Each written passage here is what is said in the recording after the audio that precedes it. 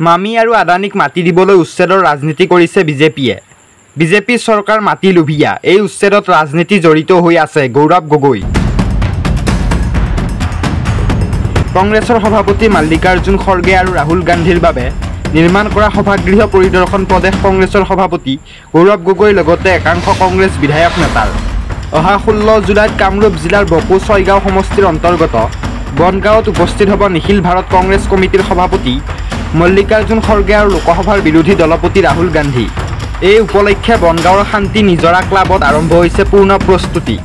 কংগ্ৰেছৰ প্ৰায় প্ৰতিগৰাকী নেতা বিধায়ক সাজু হৈছে খৰ্গে আৰু ৰাহুল গান্ধীক আদৰাৰ বাবে। এই উপলক্ষে দেওবাৰে সভাগৃহ পৰিদৰ্শন কৰে প্ৰদেশ কংগ্ৰেছৰ সভাপতি গৌৰৱ গগৈয়ে। এই সময়ছোৱাত প্ৰদেশ কংগ্ৰেছৰ সভাপতিগৰাকীয়ে বিজেপিক উদ্দেশ্যি বহু কটাক্ষমূলক মন্তব্য কৰে।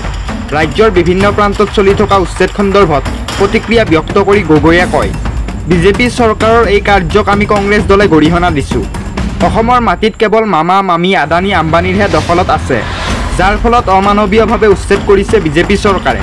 বৰ্তমান চৰকাৰ অন্যায় অনিয়মৰ বাবে অসমৰ জনতাই বিকল্প বিচাৰি পাব বুলি মন্তব্য কৰে কংগ্ৰেছৰ সভাপতি গৌৰৱ গগৈয়ে। তেওঁ লগতে কয়, বিজেপি চৰকাৰ মাটি লোভিয়া। বৰ্তমান মাটিৰ ওপৰত মামা মামী আদানী আম্বানীৰহে দখলত আছে। এনেদৰে মন্তব্য কৰে গৌৰৱ গগৈয়ে। Bureau report, Assam news.